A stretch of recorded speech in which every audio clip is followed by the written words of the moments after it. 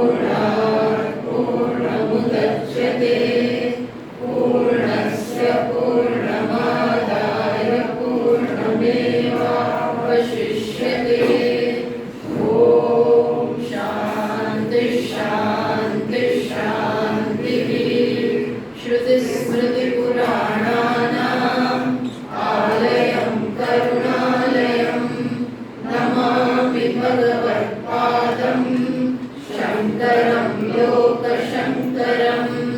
शङ्करं शङ्कराचार्यं केशवं बादरायणं सूत्रभाष्यकृतौ वन्दे भगवन्तौ पुनः पुनः।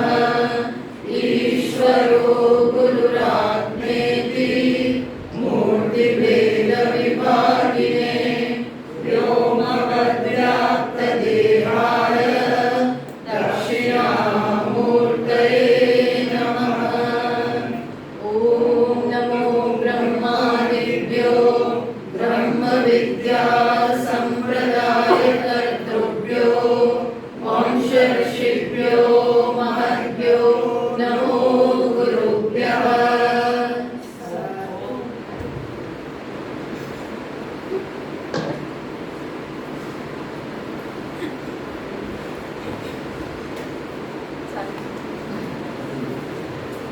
मंत्र फोल्डर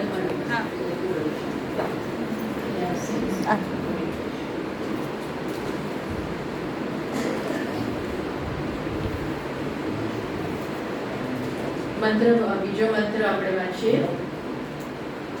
દ્વયાઃ પ્રાજાપત્યાઃ દેવાશ્ચ અસુરાશ્ચ તત્કાનીયસા એવ દેવાઃ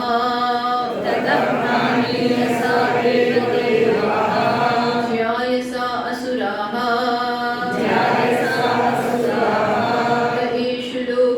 अस्पर्धन्ते देवदेवाः ऊचुः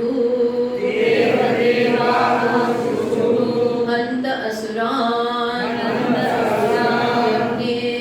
यज्ञेन अज्ञयामेति। तो હવે શ્રુતિ શેનો પ્રારંભ કરે છે તો કે આ ઉદ્ગીત બ્રાહ્મણ છે, આ બીજું બ્રાહ્મણ છે, ત્રીજું બ્રાહ્મણ છે। પહેલું બ્રાહ્મણ હતું અશ્વ બ્રાહ્મણ, બીજું બ્રાહ્મણ હતું પુરુષવિદ બ્રાહ્મણ અને આ ત્રીજું એ આપણે એમાંથી નથી લીધો મંત્ર, પણ આ ત્રીજું બ્રાહ્મણ છે એ કયું છે ઉદ્ગીત બ્રાહ્મણ, જ્યાં મુખ્યત્વે પ્રાણની ઉપાસનાનું વિધાન છે। એટલે અહીં પ્રશ્ન થાય છે કે આ ઉદ્ગીત એટલે કે પ્રાણની ઉપાસનાનું વિધાન શેના માટે શ્રુતિ કરે છે, તો આપણને હવે સમજાવશે। પહેલા આપણે આ જે મંત્ર છે એનું ભાષાંતર જોઈએ। દ્વયાઃ પ્રાજાપત્યાઃ, પ્રજાપતિના બે સંતાનો છે, એની સંતતિ બે છે, કઈ તો કે દેવતા અને અસુરો। આ બંને એના જ સંતાન છે, પ્રજોત્પત્તિ છે। બંને બે જુદી પત્નીઓથી, દિતિ અને અદિતિ। અદિતિના પુત્રો એ દેવતા અને દિતિના પુત્રો એ છે બધા અસુરો। અને એમાં આપણે કથા પ્રમાણે પણ જાણીએ છીએ કે અદિતિનો તો એક જ પુત્ર હતો ગરુડજી, અને દિતિના ઘણા બધા પુત્રો હતા। તો તતઃ કાનીયસાહ એવ દેવાહ, અને દરેક કલ્પમાં જુદા જુદા પ્રજાપતિ હોય છે। એટલે આ કયા પ્રજાપતિ, આ તો જુદા જુદી બધી વાત છે। એટલે પેલા પ્રજાપતિ જેની આપણે કથાથી પરિચિત છીએ એનો તો બીજા બધા પુત્ર પેલા સર્પના રૂપમાં હતા, એ અહીંયા વાત નથી, પણ સામાન્ય રીતે કહેવામાં આવે છે કે દેવતાઓ તતઃ કાનીયસાહ એવ દેવાહ, દેવતાઓની સંખ્યા ઉતરતી છે, કોનાથી? અસુરોથી। જ્યાયસાહ અસુરાહ, અસુરોની સંખ્યા વધારે છે। તેષુ લોકેષુ અસ્પર્ધન્તે, એ લોકમાં સતત સ્પર્ધા કરી રહ્યા છે। શેની સ્પર્ધા છે? તો બંનેમાંથી કોણ વિજય પ્રાપ્ત કરે, કોનો પ્રભાવ વધારે પડે એની સતત અંદર સ્પર્ધા. દરેક પોતાનો પ્રભાવ પ્રસ્થાપિત કરવાનો સતત પ્રયત્ન કરતા હોય છે. હવે એક સમય એવું થયું કે અસુરો દ્વારા દેવો પરાજિત થયા છે, એટલે વળી પાછા એ પોતાનો વિજય પ્રાપ્ત કરવા, પોતાની અસર બતાવવા માટે સતત પ્રયત્નશીલ હોય. તો એમણે કહ્યું કે હવે શેનાથી આપણે અસુરોને પરાજિત કરી શકીએ, કઈ રીતે આપણી શક્તિ અને આપણું બળ આપણે વધારવું જોઈએ. એમણે અંદર આ ચર્ચા કરી. પછી એ નિશ્ચય ઉપર આવ્યા કે આપણે ઉદ્ગીતના ગાન વડે, ઉદ્ગીતનું ગાન એમાં જ્યોતિષનો યાગ જ્યારે થતો હોય છે ત્યારે એમાંનું એક અંગ છે ઉદ્ગીતનું ગાન.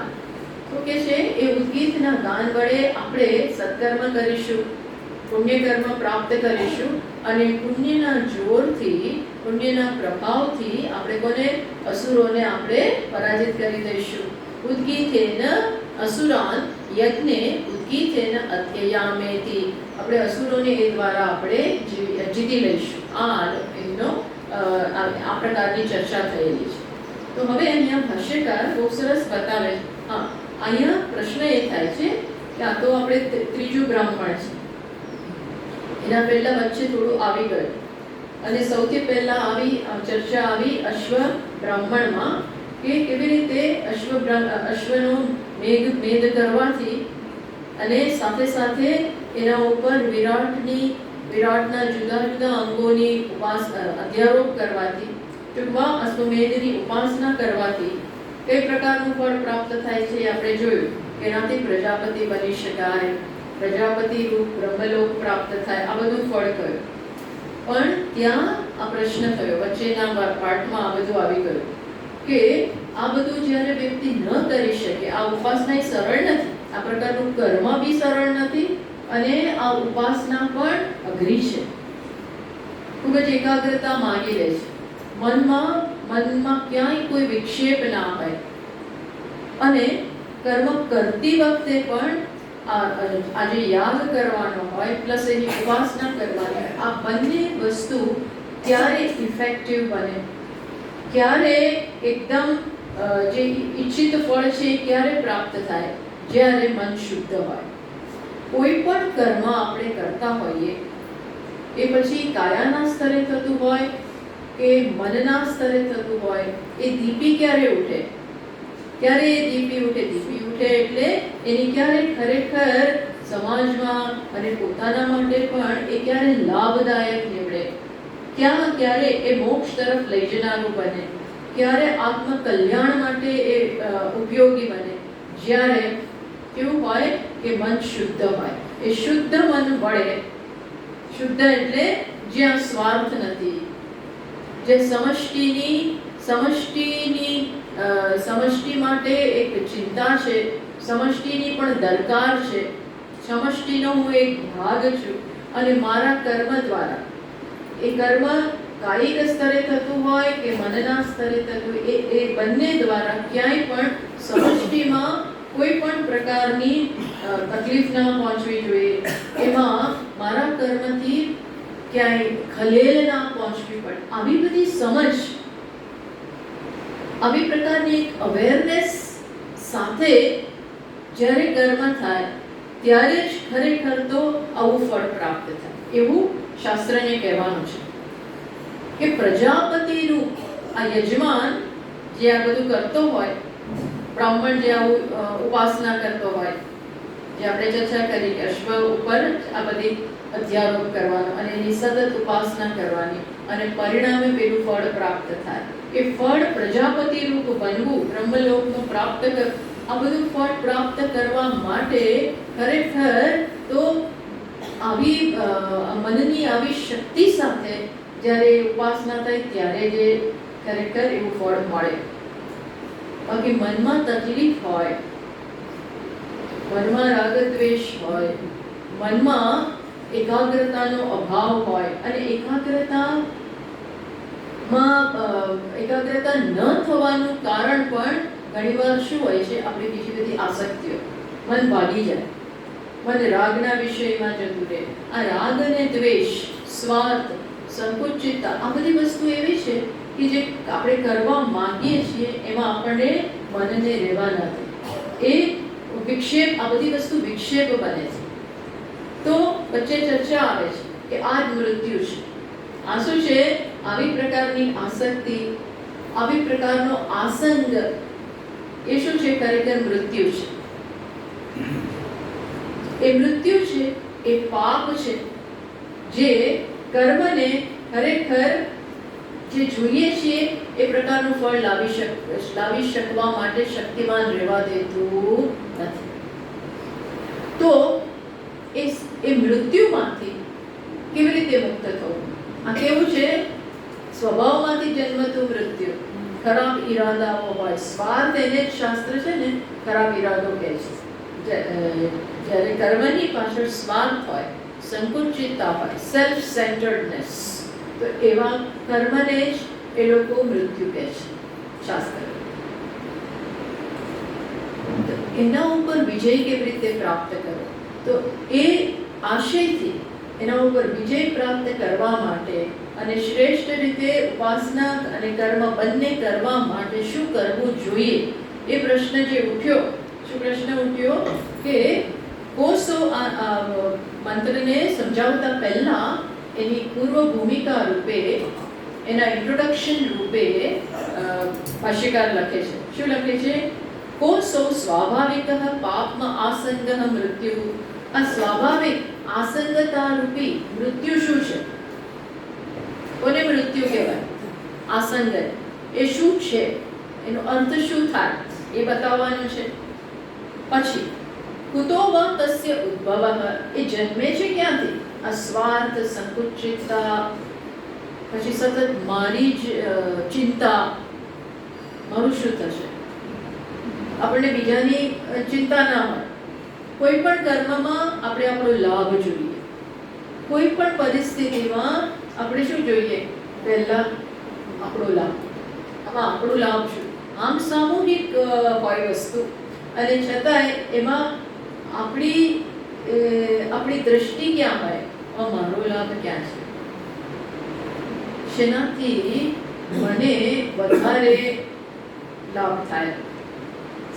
સેના દ્વારા હું મારું કામ કઢાવી લઉં.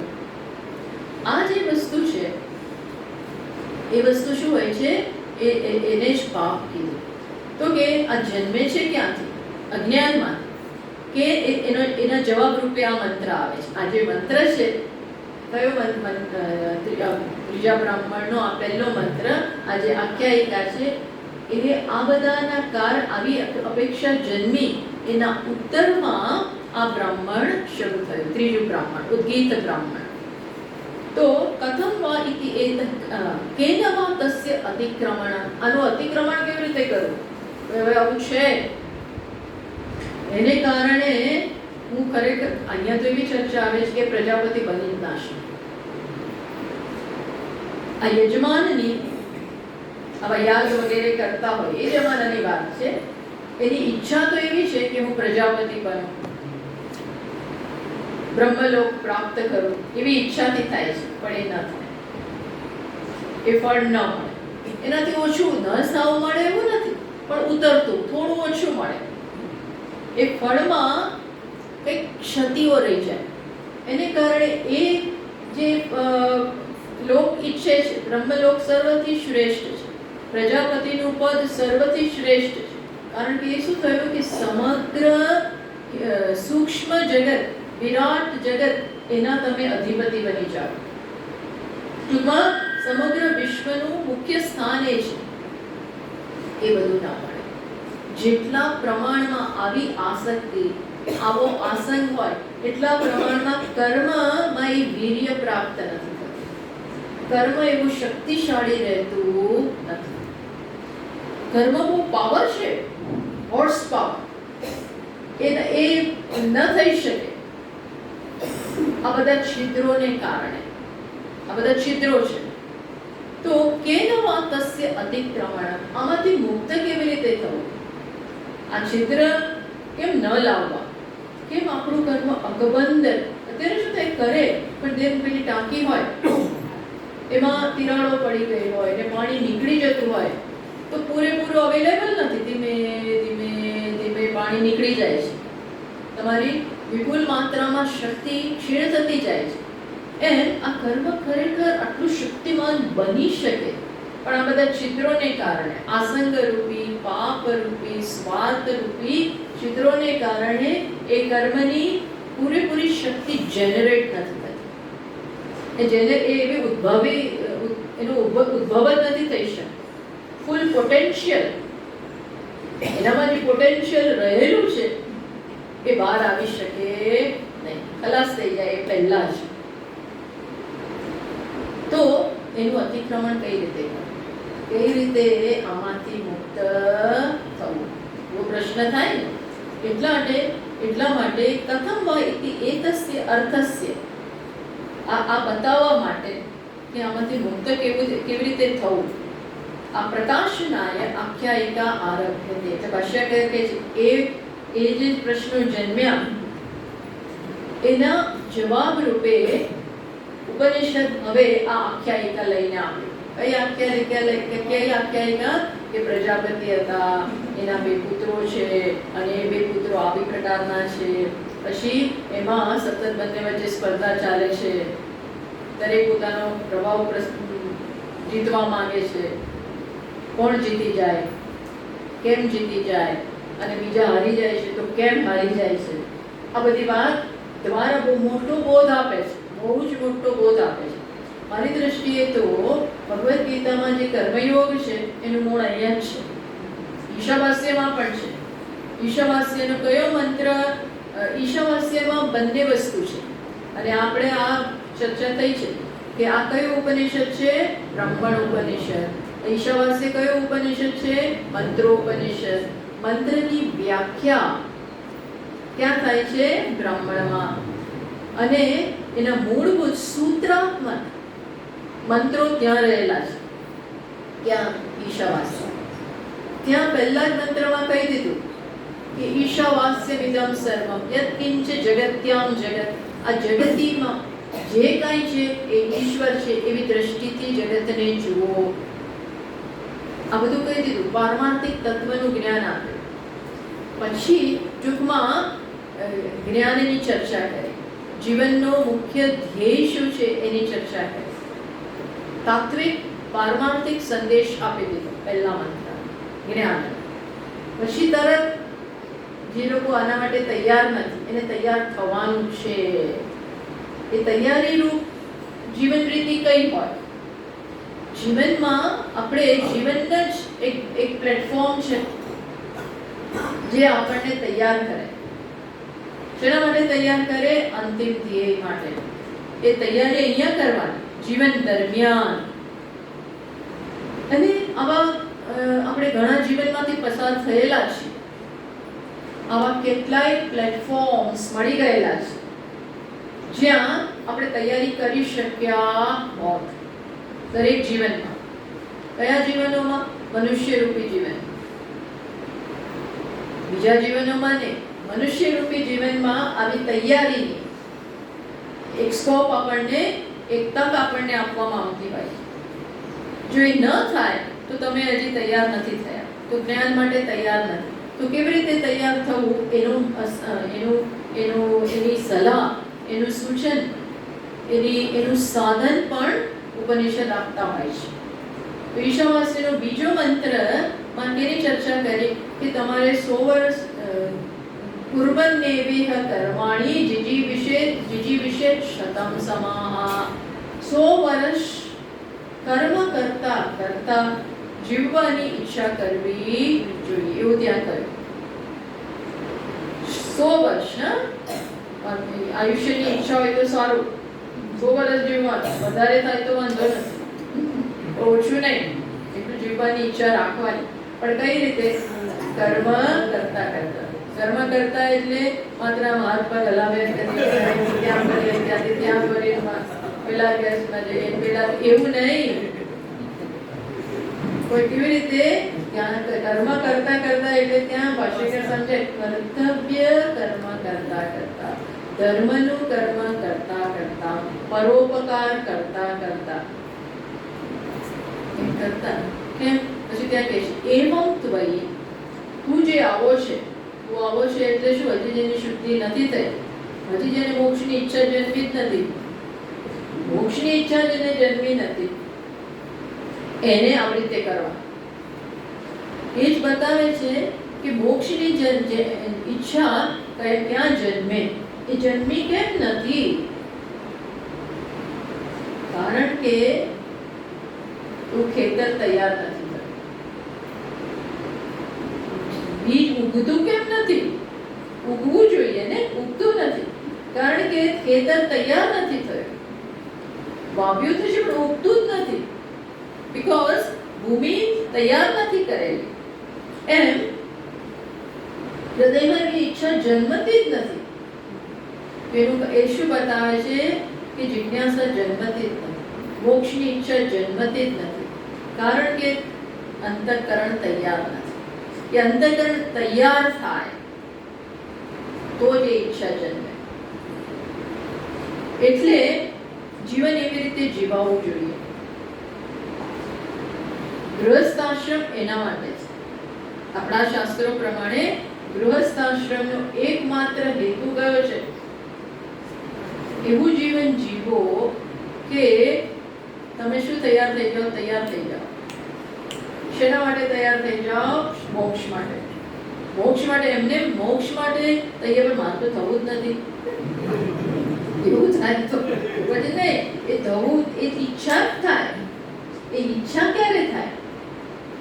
જ્યારે હૃદય પરિપક્વ થાય, પરિપક્વતા આવે, એની જાતે જ એ હૃદય એવું બને, સોફ્ટ બને, ધર્મથી વૈરાગ્યવાળું બને. વૈરાગ્ય, જીવનમાં વૈરાગ્ય જન્મે. પછી વૈરાગ્ય તો સ્વામીની ત્યારે જ જન્મે જ્યારે દુઃખ પડે. તો કેવું જરૂરી નથી. દુઃખ એટલે શું છે કે જીવનમાં એક મર્યાદા તો રહેલી જ છે. જગતમાં મર્યાદા તો છે જ. જગત જે સિદ્ધિઓ આપી શકે છે મર્યાદિત જ છે. એ સમજ પડવી. બધું જ અહીંયા મર્યાદિત. કર્મ મર્યાદિત ફળ જ આપી શકે એવી સ્પષ્ટ સમજ એટલે વૈરાગ. કર્મથી મર્યાદિત જ ફળ મળે અને મને એમાં રસ જ નથી. જેમાં રસ નથી મર્યાદિતતા. જીવન જીવતા જીવતા આ વસ્તુ આપણને દેખાઈ આવે, કારણ કે અનુભવો ઘણા થાય ને જીવનમાં. એના ઉપરથી આપણને ખ્યાલ આવી જાય કે આ બધું એક સરખું જ છે, મર્યાદિત જ છે. એટલે તિરસ્કાર ના થાય. એવું જરૂરી નથી કે આપણે દરરોજ દુઃખ પડ્યા કરતું આવે, દુઃખ પડ્યા કરે એટલે જ આપણે વૈરાગ્ય આવે, એવું નહીં. સાચી સમજમાંથી વૈરાગ્ય. એવી સમજ કે આ મર્યાદિત છે, મને આમાં મને રસ નથી પડતો, આમાં હું અમર્યાદિત ઈચ્છું છું. એ અહીંયા છે જ નહીં ક્યાંય. થોડા દુઃખય પડે. કર્તવ્ય કર્મમાં દુઃખ તો બહુ જ છે. કર્તવ્ય કર્મ કરવામાં દુઃખ તો છે જ, કારણ કે તમારે કરવાનું છે. ઠંડીમાં, ગરમીમાં, માનમાં, અપમાનમાં, સ્તુતિમાં, નિંદામાં, આ બધામાં કરવાનું. કેમ? મારો ધર્મ છે, મારું કર્તવ્ય છે, મારે બજાવવાનું છે. આ બધા કરતા કરતા છે ને માણસ સમજતો થાય, શેકાય બરોબર. એવું થાય, શેકાય બરોબર, શેકાય. એટલે સ્વામી ચિન્મયાનંદજી મહારાજ હંમેશા કહેતા કે જીવન તો છે ને પેલી પ્રેશર કુકર જેવું છે. પ્રેશર કુકરમાં બધું મૂક્યું હોય, બટાકા ને આ બધું, રાજમા, ચણા, આ બધાને સોફ્ટ કરવા બહુ મુશ્કેલ છે ને. ગમે એટલી વિસલો મારો કોઈ સોફ્ટ ના થાય. પણ પછી પ્રેશર કુકરમાં એવું પ્રેશર આવે કે તમે એ સોફ્ટ થાય જ. એમ જીવનનું આવું પ્રેશર કુકર જેવું છે. એમાં આપણે તૂટી નથી જવાનું. બધું તૂટી ગયા, બધા કરી તૂટી નથી જવાનું. શું થવાનું છે? શીખી જવાનું છે. તૂટ્યા વગર શીખી શકાય. આવું જીવન રીતિ છે શાસ્ત્ર અનુસાર, ધર્મ પ્રમાણે. એ થાય ત્યારે વૈરાગ્ય આવે. કઈ પ્રકારનું વૈરાગ્ય? એટલા માટે આગળ આ જ ઉપનિષદમાં કહે છે કે એવું જીવન યજ્ઞેન દાનેન તપસા અનાશકેન બ્રાહ્મણાઃ વિવિદિશન્તિ. યજ્ઞેન દાનેન તપસા અનાશકેન. યજ્ઞ કર્મ કરતા કરતા, દાન કરતા કરતા, તપ કરતા કરતા, આ બધું કરો એટલે આપોઆપ હૃદય તૈયાર થાય. અનાશકે બ્રાહ્મણાઃ વિવિદિશન્તિ. વિવિદિશન્તિ એટલે એનામાં ક્યુરિયોસિટી, એનામાં જિજ્ઞાસા જન્મે છે. જિજ્ઞાસા જન્મે એટલે આપણું જીવન યોગ્ય થયું જ છે. આપણે યોગ્ય રીતે જીવ્યા છીએ તો જ આ જિજ્ઞાસા જન્મે. જિજ્ઞાસા એટલે શું? સત્ય શું છે? બ્રહ્મ ક્યાં છે? ઈશ્વર કોણ છે? આ મૃત્યુ શું છે? કોને સાચું જીવન કહેવાય? આ બધા પ્રશ્નો જન્મ્યા એટલે સમજવું કે યોગ્ય રીતે જીવ્યા છીએ. એટલે એવી શાબાશી આપવી થોડી પોતાની જાતને. તો અહીંયા કે છે કે આ બધું કર્મ દ્વારા જ આ બધું થાય. કર્મ ઉપાસના દ્વારા ઈરાદો યોગ્ય હોય તો આ થાય. એટલે જ્યારે એ નથી થતું તો કંઈક મૃત્યુરૂપી ત્યાં વસ્તુ રહેલી છે. તો શાસ્ત્ર એનો ઉપાય બતાવે છે કેવી રીતે આ મૃત્યુમાંથી મુક્ત, આસંગરૂપી મૃત્યુમાંથી કઈ રીતે મુક્ત. એ આખું કથા દ્વારા એક સ્ટોરી બનાવીને આપણને બોધ આપે છે. એ અહીંયા આખો એનો પૂર્વાપર સંબંધ છે. પૂર્વાપર સંબંધ આપણને, કારણ કે વચ્ચેનું બ્રાહ્મણ આપણે જોયું નથી, સેકન્ડ બ્રાહ્મણ પ્લસ આ શેને આની જરૂરિયાત ક્યાંથી ઊભી થઈ આવી આખ્યાયિકા કહેવાની? તો એના પાછળનો આવી પ્રકારનું કનેક્શન છે કે કેમ કે કંઈ પણ કરતા હોઈએ એની પાછળનો આપણો ઈરાદો શું છે. આ ઈરાદામાં છે ને પોલ્યુશન છે અથવા તો મુક્તિનો પાયો છે. ક્યાં છે? આ ઈરાદામાં. અને ત્યાં જ આપણા હૃદયમાં જ ત્યાં જ દેવ પણ છે અને દાનવ છે. એ કહ્યું કે આ બંને ત્યાં છે. તો તમે કોને દેવ અને દાનવ કહો છો? એટલે અહીંયા ભાષ્યકાર સરસ રીતે બતાવે છે કે આ બે પુત્રો છે, એક જ યજમાનના, એક જ પ્રજાપતિના. એટલે કે મનુષ્ય પ્રજાપતિ અથવા યજમાન એટલે શું સમજવાનું આપણે? આપણામાં છે. આ બંને છે. દેવાશ્ચ અસુરાશ્ચ તસ્યૈવ પ્રજાપતેને પ્રાણઃ વાગાદયઃ કથમ પુનઃ તેષાં દેવાસુરત્વમ. આ બંનેમાં દેવપણું અને અસુરપણું તમે કહો છો કોને? તો ભાષ્યકાર સમજાવે છે, ઉચ્યતે સમજાવે છે. શું કહે છે? દેવતાની વાત કરે છે. દેવ કોને કહેવાય? કઈ દેવ એટલે અહીં અંદર કઈ દેવ કોને કહેવો? તમને સમજ તો પડવી જોઈએ ને. આ દેવ કોણ છે? દાનવ કોણ છે? તો કે છે શાસ્ત્ર જનિત જ્ઞાન કર્મ ભાવિતાઃ દ્યોતના દેવાઃ ભવન્તિ. શું કહે છે? જે વૃત્તિઓ આપણી ઇન્દ્રિયોમાં પણ દેવ અને દાનવ છે, કારણ કે એની પાછળની વૃત્તિ એવી હોઈ શકે. તો કે છે કઈ વૃત્તિને દેવ કહેવાય? તો કે છે શાસ્ત્ર જનિત જ્ઞાન કર્મ ભાવિત. જે વૃત્તિ શેમાંથી જન્મી છે? શાસ્ત્રના માર્ગદર્શન હેઠળ જે વૃત્તિ જન્મી હોય. કેવી જન્મી હોય? જેમાં શું છે? જેમાં સ્વાર્થ નથી, જેમાં સત્ય હોય, જેમાં અહિંસા હોય, જેમાં ક્ષમા હોય, જેમાં નિષ્કામતા હોય, જેમાં સ્વાર્થ રાહિત્ય હોય.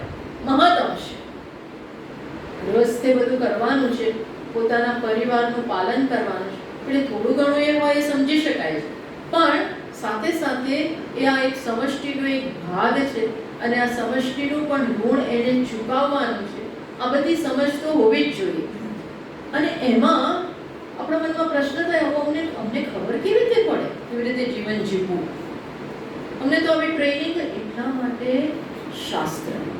શાસ્ત્ર એક ગાઈડ, આપણા જીવનનું મોટું ગાઈડ છે. જો ધર્મનું જ્ઞાન શાસ્ત્રમાંથી પ્રાપ્ત થાય. શાસ્ત્ર છે ને ભરેલું છે પહેલા પાઠમાં, વિધિ ધર્મ છે. ધર્મનું જ્ઞાન પ્રાપ્ત થાય. વિધિ અને નિષેધ, આમ કરાય આમ ન કરાય, આ બધું શિક્ષણ હોવું જ જોઈએ. બાકી જીવનમાં સ્વચ્છતા આવે. પણ કરવું એમ કરું, મને ગમે એ કરું, મને ફાવે એ કરું, આ બધું શું છે? સ્વચ્છંદતા. કોઈ રોક ટોક ના હોય. એટલે અહીં આપણી વૃત્તિમાં દેવ હોય તો સમજવું કે આ જન્મમાં કે આગલા જન્મમાં આપણે શાસ્ત્ર અનુસાર જીવન જીવેલા છે. શાસ્ત્ર અનુસાર એટલે ક્યાંયથી પણ આપણા માટે આપણા માતા પિતા શાસ્ત્ર હોય, શક્ય હોય એમને આપણને કોઈક જન્મમાં ક્યારેક આ જન્મમાં યોગ્ય શિક્ષણ મળેલું છે. એ જમાનામાં તો બહુ શ્રેષ્ઠ હતું કે બાળકો ગુરુકુળમાં જાય, 12 વર્ષ સુધી ત્યાં હોય, એટલે આ બધું જ્ઞાન એમને મળે છે. આજે આવું મળે છે કે નહીં એવી બહુ ખાતરી નથી હોતી. આજે મોરાલિટી ને એથિક્સ ને બધું શીખવાડે છે, પણ મેં કહ્યું અત્યારનું શિક્ષણ પણ અર્થ અને કામને ભરેલું છે. અત્યારનું શિક્ષણ પણ અર્થ અને કામને ભરેલું છે. એટલે આ બધું ભણાવવા પર છોકરાઓ બધું ભણતા નથી. ટીચરોને પણ કંઈ ખબર હોતી, શિક્ષકોને પણ આવું કંઈ એ આ બધાની ઇમ્પોર્ટન્સ, આ બધાનું કેટલી બધી અગત્યતા છે જીવનમાં, બાળકોના ઘડતરમાં આ બધું કેટલું અગત્યનું છે. બાળક એના સાથે લઈને આવેલો છે સંસ્કાર, પણ સાથે સાથે આપણને ખબર નથી. એટલે આપણે એનામાં સંસ્કાર છે કે નહીં એ નથી જોવાનું. આપણે તો સંસ્કાર સિંચન કરવાનું જ છે. એ લઈને આવ્યો હશે તો એ બહુ જલ્દી ઇફેક્ટિવ થશે. પણ તમે છોડી દો, આ સંસ્કાર મળે નહીં તો ઘણું ડેન્જરસ થઈ જાય. પહેલાના જમાનામાં મેં કહ્યું ને એ જતા સ્કૂલમાં ગુરુકુળમાં આ બધું આપવામાં આવતું, તોય દુર્યોધન નીકળે, વિના નથી. તો પણ રાવણ બહુ ભણેલા હતા, બહુ ભણેલો બ્રાહ્મણ, પણ તો પછી બી જો અસુર જીતી જાય એ વાત અલગ છે. પણ વૃત્તિ કઈ છે? આપણે એનું સિંચન કરેલું હોવું જોઈએ. અને અહીં મેં કહ્યું એ પ્રમાણે શાસ્ત્ર બહુ અગત્યનું, એટલે નહીં લાગે શાસ્ત્ર જનિત, શાસ્ત્રએ જન્માવેલું. ટ્રેનિંગ બહુ અગત્યની છે, ઘડતર બહુ અગત્યનું છે, સંસ્કારોનું સિંચન બહુ અગત્યનું છે. અને ત્યાં મા બાપનું કામ આવી જાય છે, ત્યાં આવે છે શિક્ષકોનું કામ આવી જાય છે, ત્યાં આવે છે વડીલોનું કામ. અને હું તો બહુ મોટા થયા પછી પણ બંને પાર્ટનરોનું આ કામ છે. બંને જે પતિ પત્ની હોય એ પણ, એમને પણ આ બધી ખબર હોવી જોઈએ. બધાએ એકબીજાને આ બધું જ્ઞાન આપવું જોઈએ. એવું નહીં કે હું એનામાં ક્યાંય પડતો નથી, હું એનામાં કંઈ પડતી, એ બધું મને બહુ ખબર નથી. પણ થોડો આપણો પ્રભાવ તો જન્માવો જોઈએ. તો હું કઈ જેમ એ નહીં, ઘણી પત્નીઓ બહુ હોશિયાર હોય છે. હોશિયાર એટલે પેલાને રાખે બરોબર, નહીં આમ નહીં થાય, આ ઘરમાં પૈસો નહીં ચાલે, જવું હોય તો તમે જતા રહો, એવું હોય છે. તો એનું ચાલે કે મારું કંઈ ચાલતું નથી, તો તમે પોતે એવા બનો. એટલે આ બધું છે ને, આ બધું શિક્ષણ હોવું જોઈએ. હવે આપણે કોઈ કારણસર ભેગા થયા છીએ તો એકબીજાના સ્વભાવની, એકબીજાના કર્મોની, એકબીજાના ચારિત્ર્યની અસર થવાની છે. બાળકો ઉપર અસર થવાની, સમગ્ર કુટુંબ ઉપર અસર થવાની છે. એટલે આપણે આમ સીધા કે હા હથિયાર હેઠા મૂકી દઈએ, કશું કરીએ જ નહીં એ બાબતે, એ ના ચાલે. પ્રયત્ન તો કરવો જ જોઈએ. સેલ્ફ થોડું એસર્શન પણ જોઈએ. નહીં ચાલે આ બધું, આ ઘરમાં નહીં ચાલે. પ્રેમથી સમજાવો. શામ દામ દંડ ભેદ બધું આવડવું જોઈએ, બધું શીખવું જોઈએ, બધું કરતા આવડવું જોઈએ. નહીં તો પછી શું થાય છે? આના રસ્તે અને આના રસ્તે બે સાથે રહે છે, પણ પછી કોઈ એવી શું કહેવાય, એવી પાર્ટનરશિપ ખરેખર હોતી નથી. સાથે રહો છો પણ પેલો વંઢી ગયો હોય તો આનું કઈ ચાલતું નથી હોય છે. હું જોતો છું બધું, કઈ ચાલે જ નહીં. પણ ના, એ આપણામાં એ શક્તિ હોવી જોઈએ. ઘણી વાર સ્ત્રીઓ પણ કે મને કશામાં રસ જ નથી આવે, તમે એવું દેખાય છે, તો એ પણ આપણે આપણો પ્રભાવ આપણે એવા બનીએ કે સામેનાને અસર થાય. આપણે એવા કેવા કે કોઈ અસર જ આપણે દેખાય નહીં, આપણું કોઈ રેડિયેશન થાય નહીં, આપણી અસ્તિત્વમાં જેટલી વસ્તુ બહાર ના આવે. એવું કેવું? તમે પવિત્ર છો, તમે ધાર્મિક છો, અમારામાં ભક્તિ છે, તો કુટુંબમાં અસર કેમ નથી પડતી? અસર પડવી જોઈએ. બાળકોમાં તો પડશે જ, અને ધીમે ધીમે પેલાને ખબર તો પડશે જ, પેલીને બી ખબર પડશે જ. એ અંતરકાને તો સ્વીકારતા જ હોય. એટલે હું શું કહું છું, આ બધું જરૂરી. તો આ બધું આવે. સારી વૃત્તિ જન્મે, ધર્મની વૃત્તિ જન્મશે તો જીવનમાં આ મનુષ્ય એવા પોઈન્ટ ઉપર છે કે ત્યાંથી કાં તો ઉપર ચડી શકે, કાં તો ઉતરી શકે. આ જગ્યાએ ત્રિભેટ કહેવાય ને, ત્રિભેટે ત્યાં છે. either you can go up or you can go down. Down જવું બહુ સહેલું છે, એમાં કઈ પ્રયત્ન છે. જો તમે પ્રયત્ન નહીં કરો તો ડાઉન જ જશો. પેલો દડો હોય એ રગડી જલ્દી જાય, એને ઉપર લાવવામાં જ તકલીફ છે. એટલે કે જીવનમાં પ્રયત્ન તો છે જ, સારા બનવામાં પ્રયત્ન છે, સારી વૃત્તિઓ વિકસાવવામાં, જાણવામાં, આવા વિષયોમાં રસ ન પડે એ ના ચાલે. આ બધું શિક્ષણ જોઈએ જ. આ શિક્ષણ તો જીવનમાં જોઈએ. એટલે કહે કે શાસ્ત્ર જનિત કોઈક જીવનમાં આપણું સંચાલન કરતું હોય એ જરૂરી છે. અને સંચાલન આવું સંચાલન એ તો બાળકો પછી મોટા થાય તે તો મને કીધું કોઈથી કીધું નહીં, એવું કહેતા હોય છે કે તે મને રોક્યો જ નહીં કોઈ દિવસ. ચોરી કરીને આવું, નામ કરું, તેમ કરું, ખોટું બોલું, તો મા બાપ આજ બધું ચલાવી લે. ઘણાના બાળકો કશું કોઈ પ્રકારની મેનર્સ જ હોતી નથી, બધું શીખ્યા જ નથી. મા બાપ કઈ ટોકતા જ નથી હોતા. જે આપે આપી દે, માગે આપતા જાય, એમાં બધા બગડતા હોય છે. કે એમના જીવનમાં પડ્યા હોય, એમના જીવનમાં પડેલા છે. જો કુટુંબ કેવી વસ્તુ છે, ત્યાં તમે મોટી રિસ્પોન્સિબિલિટી લઈને બેઠા છો. પેરેન્ટ્સ એટલે મોટી રિસ્પોન્સિબિલિટી. એમને કે પેરેન્ટ નહીં બનવાનું, એ વસ્તુ નથી. બાળકો એ બહુ મોટી રિસ્પોન્સિબિલિટી છે. તમે એક લાઈફને ઉછેરવાનો છે, યોગ્ય સિંચન કરવાનું છે. તો જે જરૂરી આપો એને, બે મોબાઈલને એ વસ્તુ નહીં આપો તો ચાલશે. યોગ્ય સંસ્કાર આપો, યોગ્ય સંસ્કાર એના જીવનનું ઘડતર કરશે. એટલે અહીંયા કે છે પહેલા તો આ બધું ગુરુકુળમાં જાય એટલે ગુરુઓ બધું ભણાવે છે, આ બધું મળે જ એને ભણતર. પછી તો ઘણું બધું તો પછી એનું લાવેલો ઉપર બી હોય છે, પણ આપણે આપણું કામ કરવાનું. અને માત્ર બાળકોની વાત નથી, કારણ કે અહીં તો બધાનું એ કામ પતી ગયું છે. બાળકોની વાત છે. અંદરમાં પણ આ વસ્તુ અગત્યની.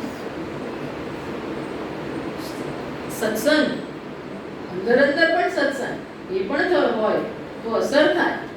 સારી વસ્તુનો પ્રભાવ પડે. સંતોના સંગમાં આપણે કહીએ છીએ સતામ સંગો હિ ભવરોગ ભેષજમ. સત્પુરુષોનો સંગ આ ભવરોગનું ભેષજ છે, દવા છે, ઔષધ છે. તો આપણે અંદર પણ સત્સંગ કરાય, અંદર સત્સંગ, એમાં ઘણાનું પરિવર્તન થઈ જતું હોય છે. This is very important.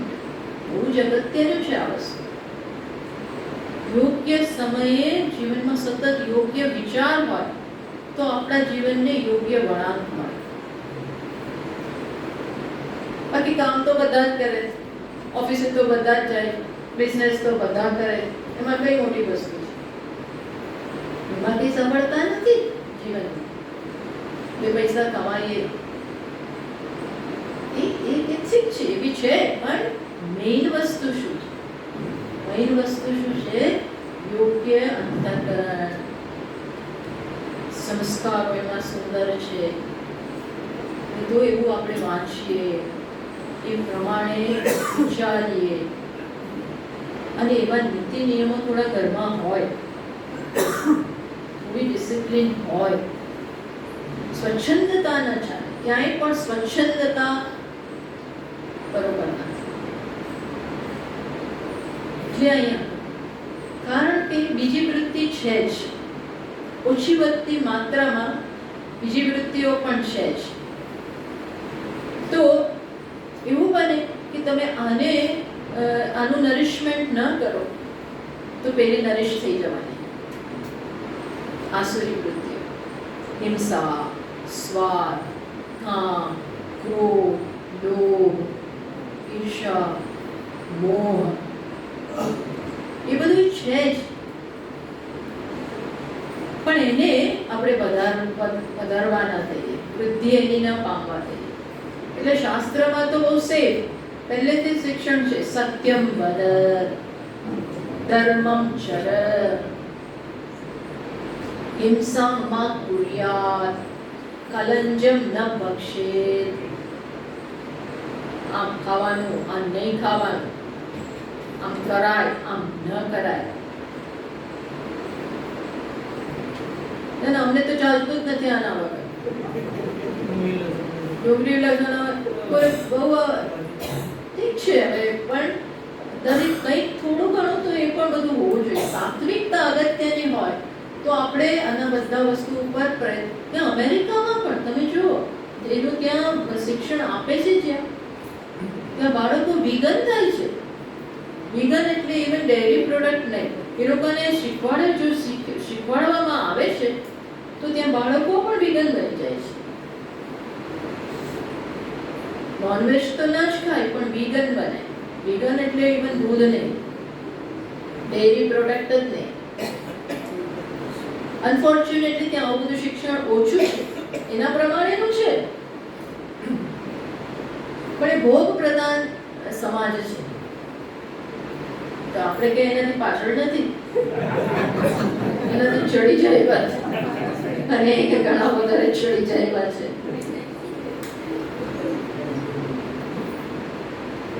અને કમનસીબી એ છે કે આપણી પાસે આટલું સુંદર વસ્તુ છે, આટલું સુંદર શાસ્ત્ર. શાસ્ત્રની જગ્યાએ છે. મેં કહ્યું એ જમાનામાં તો ગુરુકુળમાં જાય, મોટો ઘરનો હોય કે નાનો ઘરનો હોય, બધા સરખા થઈને બેસીને ત્યાં રહે.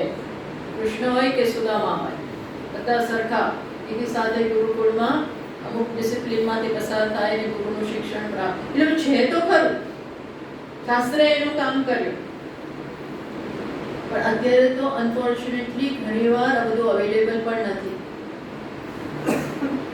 એટલે મા બાપનું કર્તવ્ય વધી જાય છે, શિક્ષકોનું કર્તવ્ય વધી જાય છે. એવા પ્રાઇવેટ ટ્યુશન રાખી દેવાના, એવું હોય તો એવાઓને રાખો જે આવું બધું જાણતા હોય, એમની પાસે ભણાવડાવો, આવા સંસ્કારો અપાવડાવો. આ બધું બહુ જ જરૂરી છે. આ બધી વસ્તુઓ બહુ જરૂરી છે. નહીતર અંતઃકરણનું યોગ્ય ઘડતર ના થાય. ઘડતર જરૂરી છે. ટ્રેનિંગ, કોઈ પણ વસ્તુમાં ટ્રેનિંગ નથી. તમે નવી જોબ લો, તો ત્યાં તમારે કમ્પ્યુટર હોય, આ હોય, તે હોય, તો ટ્રેનિંગ જરૂર પડે જ. મિલિટરીમાં કેવી ટ્રેનિંગ છે? કાચા પોચાનું કોઈ કામ છે? 2 દિવસમાં પાછા મોકલી દે. લે જ નહીં ને, પહેલા તો લે જ નહીં. તમે પાસ જ ના થાવ, પાસ જ ના થાવ. આપી ગયા નામ છે તો કે તું ઘરે જા. ટ્રેનિંગ એમ કશી વસ્તુ ટ્રેનિંગની જરૂર છે. તો કે જે શાસ્ત્ર જનિત જ્ઞાન કર્મ ભાવિતાઃ દ્યોતના દેવાઃ ભવંતિ, જે આ વૃત્તિ છે શાસ્ત્ર જનિત, એટલે પ્રેમ છે, અહિંસા છે, તપ છે, એટલે યમ અને નિયમ જીવનમાં છે. શૌચ, સંતોષ, સ્વાધ્યાય, તપ, આ બધા નિયમો. અને યમ, યમ એટલે શું? જે નહીં કરવાનું. યમ એટલે શું નહીં કરવાનું, એના ઉપર વધારે ભાર આપે. એમ ને અહિંસા, અહિંસા એટલે શું? હિંસાનો અભાવ. અસ્તેય, અસ્તેય એટલે શું? ચોરીનો અભાવ. અપરિગ્રહ એટલે શું? પરિગ્રહનો અભાવ. શું નહીં કરવાનું એના ઉપર ભાર મૂકે યમમાં. અને નિયમ એટલે ટુ બી ડન. શું? તો કે શૌચ, અંદર બહાર બધે શૌચ, સંતોષ, તપ, તપશ્ચર્યા, ઇન્દ્રિયો ઉપર નિગ્રહ. નિગ્રહ કારણ કે ઇન્દ્રિયોને જ છે ને, આપણે જોઈશું કે ઇન્દ્રિયો તો સતત એને ભૂખ જ છે. તો એને ત્યાં આપણે સાત્વિક રસ, એને ઉપર નિગ્રહ જરૂરી છે. ઇન્દ્રિયસ્યાર્થે રાગ દ્વેષો વ્યવસ્થિતો, ઇન્દ્રિયોને એમના વિષયો માટે રાગ દ્વેષ છે જ. એક કુટુંબના છે ઇન્દ્રિયો અને એના પદાર્થો. આ ચક્ષુ માટે રૂપ, શ્રોત્ર માટે શબ્દ, ઘ્રાણેન્દ્રિય માટે ગંધ, સ્વાદેન્દ્રિય માટે સ્વાદ. આ બધા અંદર અંદરના છે એક પ્રકારના. એટલે એને અંદર અંદર આકર્ષણ છે જ. પણ ભગવાન શું કહે છે? સારું તો છે તો થવા દો. તો કે નહીં. પહેલી લાઈનમાં ભગવાન કહે છે ઇન્દ્રિયસ્યાર્થે રાગ દ્વેષો વ્યવસ્થિત છે, પણ અર્જુન તયોર્ન વશમાં ગચ્છે, તું એના વશમાં ના આવીશ. તયોઃ ન વશમાં ગચ્છે, એ માગે આપવું એવું કે જરૂરી નથી કે માગે એ લે. નહીં. તયોઃ ન વશમાં ગચ્છે તો હિ અસ્ય પરિપંથિનો, જે માગે એ આપીશ તો આ તો તારો દુશ્મન છે. બધી માંગણી પૂરી કરવી એટલે દુશ્મન. આપણે આપણી જાતના દુશ્મન બની જઈએ. જે માગે એ આપવાનું, એ તો માગે જ કરશે. એટલે આપણે એટલે જ ભગવાને કહ્યું ઉદ્ધરેન આત્મના આત્માના. આપણે જ આપણો ઉદ્ધાર કર. ઉદ્ધરેન આત્મના આત્માના, આત્મા વડે જ આત્માનો ઉદ્ધાર. એટલે શું? આપણા વડે જ આપણા મનનો, આપણી બુદ્ધિનો, આપણી ઇન્દ્રિયોનો એનો ઉદ્ધાર. આપણી જાતે ઉદ્ધરેન આત્મના આત્માના. કેમ ભાઈ? શેના માટે? ન આત્માન અવસાદયે, કદાપી પોતાની જાતને એના ગિરિમાંથી, એના ગરિમાંથી ઉતરવાના દેશો, પડવાના દેશો. ન આત્માન અવસાદયે, તો એના માટે શું કરવાનું? આત્મૈવ ખ્યાત્મનો બંધુ. આત્મા જ આત્માનો બંધુ બનાવો. બંધુ છે, બંધુને જરૂરી નથી. આત્મૈવ આત્મનો રિપુઃ, આત્મા જ આત્માનો રિપુ બની શકે, શત્રુ બની શકે. કોઈ શત્રુ બહાર નથી અને કોઈ મિત્ર બહાર નથી. કોણ છે? બધા અંદર જ શત્રુ, અંદર જ મિત્ર. તમે મિત્ર બનાવો તો મિત્ર, તમે શત્રુ બનાવો તો શત્રુ. બંધુરાત્મા મનસ્તસ્ય येन ख्यात्मन आत्मैव ख्यात्मना जितः, જો મનને જીતી લીધું, મનને વશમાં રાખ્યું, મનને મિત્ર બનાવ્યું, કે એમ કે મિત્ર ના બને, એને આપણે કંટ્રોલ કરીએ, વિવેકથી લાઈનમાં લાવીએ, ટ્રેન કરીએ, તો એ મન આપણું શું બની જાય? મિત્ર. કામ પતી ગયું. અને જો એને ન બનાવી શક્યા મિત્ર, તો શું બની જાય? એ મન જ શું બની? શત્રુ બની. વર્તે તાત્મૈવ શત્રુવત. તો એ શત્રુ બની જાય. એ આપણું જ ના સાંભળે. બોલો. બાકી મન આમ મનનો કંટ્રોલ તો આપણા ઉપર હોવો જોઈએ. આપણે કહીએ એમ એ કરે, કેમ? બસ સિમ્પલ. પણ ના કરે, એ આપણી અગેન્સ્ટમાં જ જાય. એવું નહીં થવા. એ જ અહીંયા વાત છે કે અહીંયા શત્રુ બી છે, મિત્ર પણ છે. તો આપણે જીવનની સફળતા શેમાં છે? પોતાને મિત્ર બનાવવામાં સફળતા છે. એ જ અહીંયા છે શાસ્ત્ર જનિત જ્ઞાન કર્મ. શાસ્ત્રમાંથી જે વૃત્તિ આપણામાં જન્મે, એ વૃત્તિ પેલી જન્મતી હોય ના સ્વાર્થ, મારું કરી લો, મારી કામના, મારી ઇન્દ્રિયોને તૃપ્ત કર્યા કરો, મારી લાલસા, આમ ટૂંકમાં પડાવી લો, મારું કરી લો. બીજું શું છે? તો કે આપણું જોર બધે બતાવીએ, એકદમ એરોગન્ટ થઈને ફરીએ, એગ્રેસિવ હોઈએ.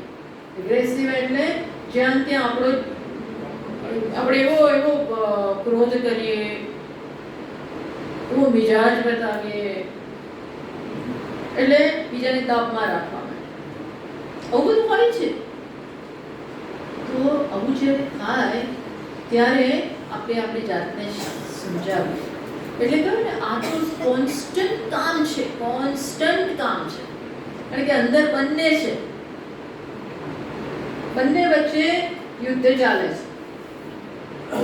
આપણે કે હું થોડો આરામ કરી લો, આરામ ના ચાલે. આરામ કરી લઈએ, થોડા પ્રવાહ આવે, થોડા તે કરવા લઈ જઈએ, તો કેટલાય ઘૂસી જશે પાછા. એ બળવત્તર બને છે. અન્ડરસ્ટેન્ડ?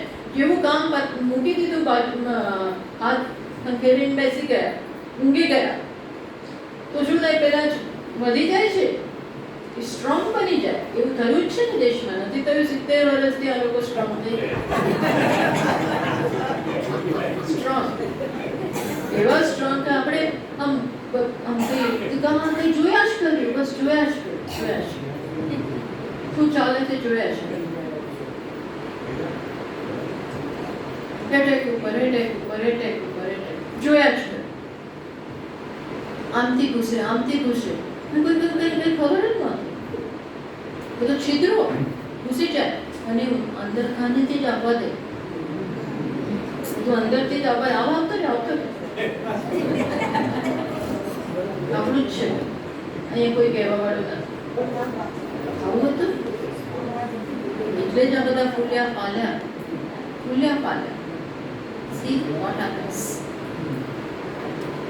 અમે આવવા દીધા ત્યારે આવે ને, તમે કઈ આવીને પછી એને રહેવા આપ્યું, સ્થાન આપ્યું, આપણા માણસો એને અંદર બધું પહોંચાડે. આ બધા દેશદ્રોહી, આ દેશદ્રોહ અંદર જ, અહીંયા દેશદ્રોહી છે, અહીંયા બી છે જ ને, અહીંયા છે જ. તો એ જ અસુર છે. એ જ કોણ છે? અસુર. આ જ કથા છે, આ આપણી જ કથા છે. આ પ્રજાપતિ, આ અંદર આ અંતઃકરણ અને અંદર જ દૈવી વૃત્તિ અને આસુરી વૃત્તિ. અને જ્યાયસા કોણ છે? અસુરા. કાનિયસા કોણ છે? પાંડવો 5 જ અને પેલા કેટલા? આપણે અત્યારે 100 કેવી રીતે હશે? 100 એ સિમ્બોલિક છે. કઈ રીતે? કે આસુરી વૃત્તિ વધારે હોય, કે ફૂલે ફાલે. એને એકને તમે સમર્થન આપ્યું એટલે એમાંથી બીજી 10 જન્મે, 10 જન્મી જાય. આપણે પછી એકવારમાં વાંધો નથી, બીજું ઊભું જ છે. એકવાર આમ કરીએ કઈ વાંધો નહીં, એકવાર વાંધો.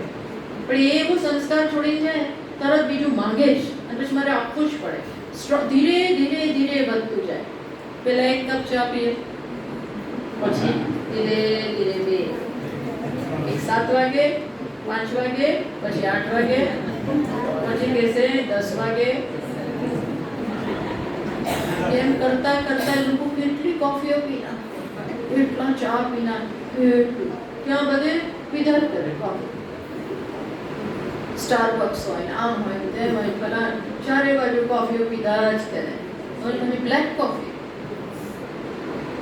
બ્લેક ટી, કેટલું ગંદરમ.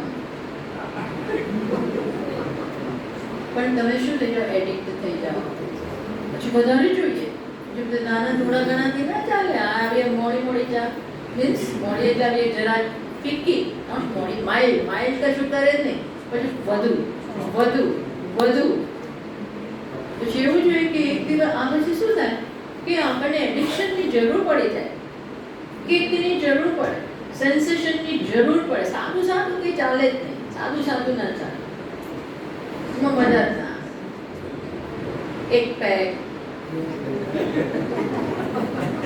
પાર્ટીમાં જરા શરૂ થાય, જરા જરા તો કરવું પડે સ્વામીજી, તમને ખબર ના પડે. તમને આવે કઈ તમારી કામ નથી, જરા જરા કરવું પડે બધાની સાથે રહેવા માટે. એમ કરતા 2, 3, 4 અને પછી મન માંગતું જ જાય. અને ક્યારે હવે તો પાર્ટી ગઈ પણ એકલા એકલા પીવું પડે છે. બધું નવું છે.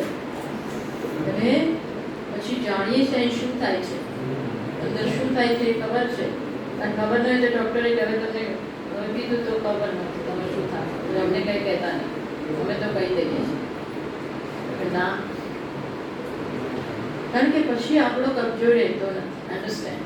એવા પોઈન્ટ ઉપર આપણે પહોંચી જઈએ કે પાછા કરવાનું મુશ્કેલ થાય. બધી વસ્તુમાં આવું છે. એટલા માટે આપણે આ કંટ્રોલ હાથમાં લેવો જ પડે. આ કોઈના ઉપર કશું છોડાય જ નહીં. અંદર છે, આ મુખ્ય વસ્તુઓ છે. આ બધી આ જો આપણે કરી શકીએ તો આપણે સફળ થઈએ જીવનમાં. એટલે કે છે તો આ તો અઘરું છે. શાસ્ત્રજનિત વૃત્તિ, શાસ્ત્ર જે વૃત્તિમાં થોડો કંટ્રોલ દમન છે. સમજ સાથેનું દમન જરૂરી છે, સમજ સાથે જરૂરી છે. પણ એ કરો તો શું થાય? પરિણામે મૃતોપમિમં. ભગવાન કહે છે ને કે યત્તદગ્રે વિષમિવ. પહેલા અઘરું પડે. માં એમ કે ના આવું મારા ઘરમાં નહીં ચાલે. આ જોઈએ પેલું જોઈએ, આ શાક ખાવું, પેલું ના ખાવું, ફલાણું ઢીકણું, આ નહીં ખાવું. મારે તો તું દરરોજ મેક્રોની બનાવી આપે તો જ ચાલે. પિઝા જ જોઈએ, આમ જોઈએ, નહીં ચાલે. આ ખાવું જ પડશે. અને પૈસા નહીં આપવું, આમાં જ ચલાવવાનું છે. ટૂંકમાં આ તો એક સાદું એક્ઝામ્પલ હું આપું છું. સાદું એક્ઝામ્પલ આપું છું. તેમ કરતા કરતા અહીંયા આકરું બહુ પડે. પણ પરિણામે યત્તદગ્રે વિષમેવ. પહેલા વિષ જેવું લાગે, કડવું લાગે, પણ પછી શું છે? પરિણામે અમૃતોપમં. તત્ સુખમ સાત્વિકમ પ્રોક્તમ. આ સુખ, આ વૃત્તિ કેવી છે? સાત્વિક વૃત્તિ. પ્રારંભમાં તમે એ ટ્રેનિંગમાંથી પસાર થાવ ત્યારે જરા અઘરું છે. યોગામાં શરૂઆતમાં અઘરા લાગે. આમ વળો ને આમ વળો ને આમ કરો ને તેમ કરો. હવે તો કમર દુખી ગઈ, આ રહી ગયું, પેલું રહી ગયું. પણ એ ધીરે ધીરે જતું પણ પછી ના બરોબર જરૂરી છે. એટલે પેઇન તો લેવું જ છે. પેઇન સાત્વિક માર્ગમાં શું છે? પેઇન છે. બિગિનિંગમાં પેઇન છે જ, પણ એ પેઇન શું છે? ગેઇન છે. એ પેઇન ગેઇન બની જશે. એ સાત્વિક માર્ગ, એ દૈવી દેવનો માર્ગ. અને બીજું કેવું છે? તો કે કેવું છે? અસુરો કોને તમે કહો છો? તો ભાષ્યકાર કહે છે તો એવ સ્વાભાવિક પ્રત્યક્ષ અનુમાન જનિત દ્રષ્ટ પ્રયોજન કર્મ જ્ઞાન ભાવિતાઃ અસુરાઃ. જેને માત્ર દ્રષ્ટ પ્રયોજન, આમાં મારો લાભ શું છે, મારો વ્યક્તિગત પર્સનલ એજન્ડા આમાં મારો પૂરો થાય છે કે નહીં, મારો પર્સનલ લાભ આમાં ક્યાં છે? તરત મને શેમાંથી જણજણાટી જન્મે, શેનાથી મને ભાગવા લાગે તરત, બસ. સ્વેષુ આસુષુ રમણાત સુરેભ્યો વા દેવેભ્યઃ અન્યત્વાત સ્વેષુ આસુષુ રમણાત. શું કહે છે? અસુરો કોણ છે? જે પોતપોતાની પ્રત્યેક ઇન્દ્રિયોના જે વિષયો છે એમાં જ જેનું રમણ છે એને કહેવાય અસુર. અસુર એટલે કોણ? જે પ્રત્યેક ઇન્દ્રિયોના એના જે વિષય છે એમાં જ રમણ કર્યા કરે. ટૂંકમાં ઇન્ડલ્જન્સ, ઇન્દ્રિયોને તૃપ્ત કર્યા કરે. આ ઇન્દ્રિયો તો વિષયોથી તૃપ્તિ છે. આ ગ્રોસમાં ગ્રોસ જીવન. આ જીવન કેવું છે? સ્થૂળમાં સ્થૂળ જીવન.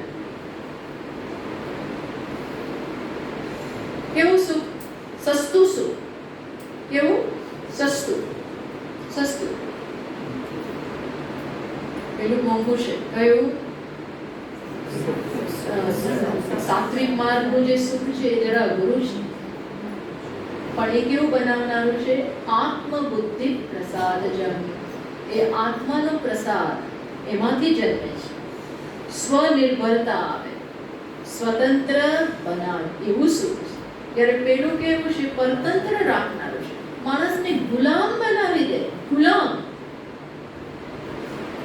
વ્યક્તિ બધું ને બધું ને બધું કેવી બનતી જાય? પરતંત્ર પરતંત્ર પરતંત્ર.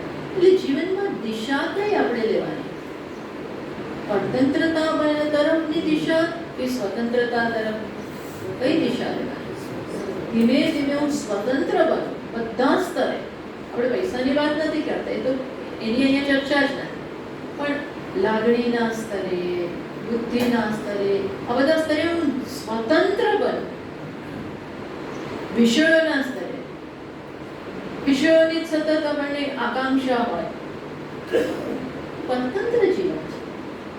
આ જોઈએ, પેલું જોઈએ, પેલું જોઈએ, પેલું જોઈએ, પેલું જોઈએ. સતત માણસો જોઈએ, આજુબાજુ વાતો કરવા જોઈએ, ચીતો કરવા જોઈએ, રખડવા જોઈએ. આજે અહીં ગયા નથી, ત્યાં ગયા, બધે બસ આ જ ધંધો છે. આ જ ધંધો. અમેરિકામાં જ્યારે જુઓ ત્યારે પેલા કે અમે હવે આ વેકેશનમાં તો અહીંયા નથી, હવે તો અમે પ્લાનિંગ કરીશું. ક્યાંનું પ્લાનિંગ? અલાસ્કાનું, યુરોપનું. કયા બધા જાતના આઇલેન્ડોમાં જાય, પેલા કયા બામા અને ફલાણા હવાઈ જાય ને કેટલાય બધા શોધી કાઢ્યા છે. Destination marriage, destination wedding. એવા વેડિંગ એવા બધા બહુ જાય ને, પછી ફરવા મળે ને, જે ફરવા મળે બીજાના. એટલે આનો આપણે આની ટીકા નથી કરતા, પણ આ કેવું છે? ઇન્દ્રિયોને આ બધું જોઈએ જ છીએ. That means કે એ હજી સુખ ત્યાં ઈચ્છે છે, સુખ માટે ત્યાં નજર કરે છે. આ નજર કરવાનું બહાર ચાલુ છે. આ શું ચાલે છે? હું જોઉં છું ક્યાં મળે, ક્યાં મળે. તો આ માર્ગ એકવાર પકડાઈ જાય અને આ માર્ગને જ આપણે પ્રોત્સાહન આપીએ તો પછી શું થાય? આપણને આપણાથી સંતોષ નથી, સ્વનિર્ભરતા નથી આવતી. સ્વનિર્ભરતા બીજું ને કઈ બાજુ જીવનની દિશામાં પ્રયાણ ક્યાં કરીએ? સ્વતંત્રતા તરફ કે પરતંત્રતા? આ જોયા કરવા. વેર એમ આઈ ગોઈંગ? હું કઈ બાજુ જઈ રહ્યો છું? સ્વતંત્રતા તરફ કે પરતંત્રતા તરફ? બધા જ સ્તરે, બધા જ સ્તરે. તો અહીંયા એક કે આ છે સ્વેષુ અસુષુ રમણાત. પોતપોતાની ઇન્દ્રિયોમાં જે રમણ કરવાનું ઈચ્છે છે. કેવા છે? તો કે રમણ નામ આત્મબરિત્વમ. આને ભગવાન આનંદગીરીજી મહારાજ કહે છે આત્મબરી એટલે પોતાની ઇન્દ્રિયોને તૃપ્ત કરવામાં રત હોય. મારું થઈ ગયું ને, આનું અહીંયા મળી ગયું ને બધું. એટલે જ ભગવાન આની ખૂબ કર્મયોગમાં એટલી બધી ચર્ચા કરી કે જીવનમાં શું હોય? યજ્ઞ હોય, યજ્ઞાર્થ જે પણ કર્મ તું કરે છે શેના માટે કરે છે? યજ્ઞાર્થ કર્મ.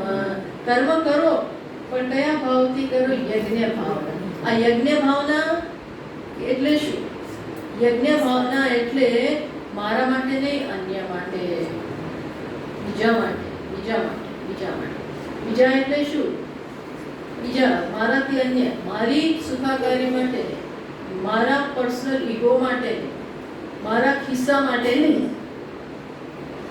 બીજા માટે. આ યજ્ઞ. ભગવાન કહે છે મેં તો આ જગતને આવા સિદ્ધાંત ઉપર બનાવ્યું છે. જગતને કયા સિદ્ધાંત ઉપર મેં રચના કરી? જગતની રચના, પાયો, જ્યારે જગતની રચના કરી ત્યારે કયા લોઝ, કયા સિદ્ધાંત ઉપર આ જગતની રચના થઈ છે? યજ્ઞ ભગવાન. યજ્ઞ ભાવનાથી મેં રચના કરી. સહ યજ્ઞ પ્રજા સૃષ્ટવા પુરોવાચ પ્રજાપતિ. સહ યજ્ઞ પ્રજા સૃષ્ટવા. પ્રજાની સૃષ્ટિ કરી બ્રહ્માજી. કોના સહિત? સહ યજ્ઞ. યજ્ઞ ભાવના સહિત. યજ્ઞ જ પાયો છે. યજ્ઞો વૈ વિષ્ણુ. યજ્ઞ જ વિષ્ણુ. એક જ આ સત્ય છે. એક જ એ સત્ય છે. એટલે જીવનનો શું પછી કહ્યું એમણે કે તું ભાઈ આવી રીતે આગળ વધ. શાસ્ત્ર આવું કહે છે અનેન પ્રસવિષ્યત્વમ. અનેન પ્રસવિષ્યત્વમ. અનેન એટલે શું? સહયજ્ઞ પ્રજા સૃષ્ટવા પુરોવાચ પ્રજાપતિ. અનેન પ્રસવિષ્યત્વમ એષવો સ્વિષ્ટ કામદુક. આ ભાવના તારા જીવનમાં હશે. કઈ ભાવના? યજ્ઞની ભાવના. એટલે દૈવી સંપત્તિ. એ જો હશે, બી એ કોન્ટ્રીબ્યુટર. એટલે જ આના ઉપર ભાર અપાય તો કોન્ટ્રીબ્યુટ કરો તમારા કર્મો દ્વારા, તમારા જીવન દ્વારા. કંઈક આપનારા બનો, લેનારા ના. લીધું તો બહુ છે, હવે શું કરો? ભાવનાથી આપો, કર્મથી આપો, બુદ્ધિથી આપો. એમાં જ આ ભાવના શું બનશે? કામદેવ. આ ભાવના કેવી બની જશે? એષવોસ્ત્વિષ્ટ કામદુક. આજ કામધેનુ. કામધેનુ એ કેવી ગાય હતી? એ પાસે જાઓ, જે માંગો એ આપે. તો આ ભાવના શું લાવશે? વિચાર કરો. ભગવાન શું કહે છે કે આ ભાવના તારી બધી ઈચ્છા પૂરી કરશે. આ ભાવના અર્થાત પ્રગતિનો માર્ગ આ ભાવના છે. કઈ ભાવના? અને એકલાની પ્રગતિ નહીં. કોની પ્રગતિ? સહિયારી પ્રગતિ. સહિયારી એટલે આપણે જોવાનું. આ તો આપણે, હું મારી જાતને પણ કહું છું, એવું નથી કે સ્વામીજી તો બેઠા બેઠા ત્યાંથી ઉપદેશો આવવા, એવું નથી. આ લાઉડ થિંકિંગ, આ મારા વિચારો વ્યક્ત કરું છું. તો આપણે આપણાથી બીજાને કેટલો લાભ થાય છે એ જોવાનું. મારી હાજરીથી, મારા વિચારોથી, મારા વર્તનથી બીજાને પણ લાભ થાય એ પ્રકારે આપણે કરીએ. એટલે એ અંદર પણ આ જીવનમાં હોવું જોઈએ.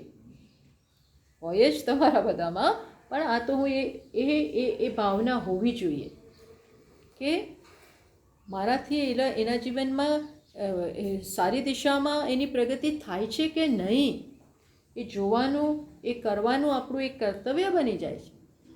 એવું નહીં કે હું મારો મોક્ષ કરી નાખ, હવે તું રહી જાય, એવું નહીં. એનો એ પ્રયત્ન કરો. ના થાય તો પછી આપણે કંઈ કરી ના શકીએ, પણ પ્રયત્ન તો કરવો જ જોઈએ. સહધર્મચારિણી. એકબીજાને ધર્મમાં મદદ કરવાની છે. એકબીજાને મદદ કરવાની. એ પછી કોઈ પણ સંબંધ આપણા હોય, એવું જ નથી કે પતિ પત્નીને, કોઈ પણ આપણા સંબંધ, બાળકો સાથેના, પુત્રવધુ સાથેના, ભાઈ બહેનો સાથેના, મિત્રો સાથેના, નોકરો સાથેના, કોઈ પણ જગ્યાએ આપણા જે સંબંધો હોય એમાં આપણે માત્ર લાભ લઈએ એવી વૃત્તિ નહીં, એ લાભ લેવાની વૃત્તિ પાપ છે. એને જ અહીંયા મૃત્યુ કહે છે. આમાં તો આપણે આગળ વધ્યા જ નહીં આજે, પણ એ અંદર એ જ વૃત્તિને અહીંયા પાપ કહે છે. લાભ લઈ લો, મારો લાભ લઈ લો. અને એ લાભ લેવાની વૃત્તિ છે ને અંદર બહુ પ્રબળ છે. જે પેલો આપણામાં કહે છે કે પેલો ભૂવો આવે નાળિયેર ભૂવન છે ને, પણ એના માટે આવે આ ભૂત જેના માટે આવે હોય પછી પણ નાળિયેર એને આપે નાળિયેર લઈને ધૂણે. આમને ખબર નથી આ શું શેના માટે આ નાળિયેર લઈને આવે. અને પછી એ એટલો સ્માર્ટ હોય કે આમ ધૂણી અને નાળિયેર ફેંકે. કઈ બાજુ ફેંકે? પોતાના ગામ પાસે, ગામ તરફ ફેંકી. એટલે જતા જતા લઈ જવાય. જાય ત્યારે એ નાળિયેર લઈ જાય. એટલે મને કામ આવે. જો આ વૃત્તિ અંદર હોય છે. આમ એવી આમ બિલાડીની જેમ આમ ઘૂસી જાય. આપણે બારનું જરાક ખુલ્યું હોય ને, બારી જરાક ખુલ્લી હોય તો એ ઘૂસી જતી હોય છે. ઘૂસી જતી હોય છે.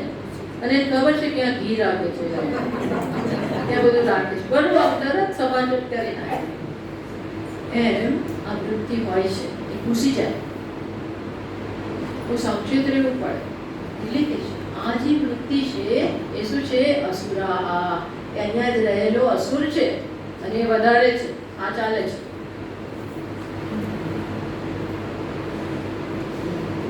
એટલા માટે ભગવાને કહ્યું ને કે જે પોતે જ બનાવીને પોતે ખાય એવી વૃત્તિ છે એ શું છે? આત્મા.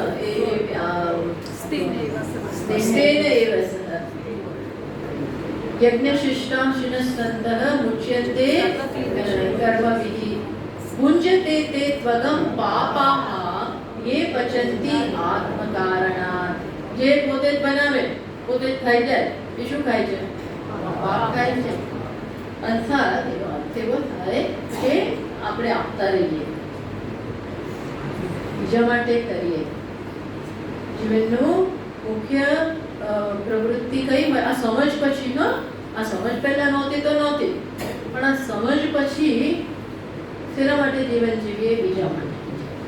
અને ખાસ આનું કારણ તો શું છે? આત્મા કેવો છે? આપણે સવારે શું સાંભળીએ? કેવો છે આત્મા? પૂર્ણ. એ તો પૂર્ણ જ છે, આનંદ સ્વરૂપ છે. જેટલું વધારે માંગીશું એ આ પૂર્ણ સ્વરૂપથી દૂર જઈશું. સમજ પડે? પૂર્ણ જ છું છતાં હું માંગ્યા કરું તો હું કોનાથી દૂર જાઉં છું? એટલા માટે જીવનની દિશા કેવી હોવી જોઈએ? આપવાની. અને આપશો એટલું વધશે. આ પણ નિયમ છે. આ નિયમ છે. જેટલું આપીએ એટલું વધે. એટલે વધારે એટલે આપવું, વધે એટલે હું આપું, એ પાછું સ્વાદ થઈ ગયો. એ નહીં, એટલે એ જાતે થાય. અમુક વસ્તુ કેવી રીતે થાય? એ જાતે થાય. તો આવા છે. તો સ્વાભાવિકી કર્મ જ્ઞાન પ્રવૃત્તિ મહત્તરા પ્રાણાનામ શાસ્ત્રજનિતાયાઃ કર્મ જ્ઞાન પ્રવૃત્તિ. ભાષ્યકાર સ્વીકારે છે કે આવી સ્વાભાવિક વૃત્તિ એટલે કઈ? અજ્ઞાનમાંથી જન્મેલી એ વૃત્તિઓ બહુ વધારે જ હોય હંમેશા. કોના કરતા?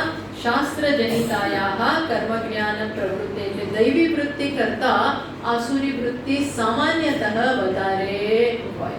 એવા કોઈક નસીબદાર હોય અથવા તો એવા એકદમ આગળ વધેલા પોતાની સાથે જેણે કામ કરેલું છે, વિકાસ જેણે કર્યો હોય, એની વૃત્તિઓ તપાસવી. એટલા માટે જ મહાત્માઓના ચરિત્ર વાંચીએ તો આપણને ખબર પડે કે એ લોકોના જીવનમાં કેટલી બધી બધા જ સ્તરે એટલી વૃત્તિ કેટલી ઉમદા હોય. કંઈ પણ થાય તો બી રામજીનું જીવન જીવીએ અને રામજીનું જીવન આપણે તપાસીએ તો ખ્યાલ આવે કોઈ પણ સંજોગોમાં એ બીજાનું વિચારે. પોતે તકલીફમાં છે છતાં બી પેલા સુગ્રીવને કે છે તાર બધું બરોબર છે ને, કેમ છો તું? કેટલી બધી વિભીષણને શત્રુનો પક્ષનો છે છતાં બી આવ્યો છે કે કેમ ચાલે છે, બધું કેમ ચાલે છે? બોલ. એને એવું પૂછે. પેલા લોકો તો જોઈ જ રહ્યા, સુગ્રીવ વગેરે તો જોઈ કે આ કોને આવું પૂછે છે, તો બધું બરોબર ચાલે છે. તો તમે જ તકલીફમાં છો, તમે એક વાર નિરાશ્રિત થઈને પડ્યા છો તો તમે આવો પણ એટલે કોને પ્રત્યેક ક્ષણે કોને આપણે અગત્યતા આપીએ છીએ. કહ્યું ને આ બંને વસ્તુ સતત સામે આવે છે. શ્રેય દૈવી વૃત્તિ, આસુરી વૃત્તિ. આપણે કોનું શું પ્રત્યેક ક્ષણે કોનું સિલેક્શન ચોઈસ કરવાની છે. એટલે અહીંયા કહ્યું આ હંમેશા વધારે હોય છે અને એ લોકો બંને વચ્ચે સ્પર્ધા ચાલે છે. પછી શું થયું તો નક્કી થયું કે આપણે અંદર દેવતાઓનો દેવતાઓને અસુરો વચ્ચેનો અસુરોનો જીતી ગયા છે, દેવતાઓ હારી ગયા છે. એટલે એ લોકો નક્કી કર્યું કે આ ઉદ્ગીતના ગાન વડે આપણે આમનો પરાભવ કરીશું. એટલે હવે એ લોકો જાય છે કોની પાસે જશે. હવે નેક્સ્ટ ક્લાસથી આપણે જોઈશું કે પ્રત્યેક ઇન્દ્રિય પાસે જશે. શેના ઈચ્છાથી કે તું અમારા માટે ઉદ્ગીતનું ગાન કર, પુણ્ય કર્મ કર, સ્તુતિરૂપી કર્મ કર, જેનાથી અમે વળી પાછા શક્તિ પ્રાપ્ત કરીએ. એટલા માટે જશે. પણ ત્યાં પાછું કંઈક થશે. શું થશે પછી ચર્ચા.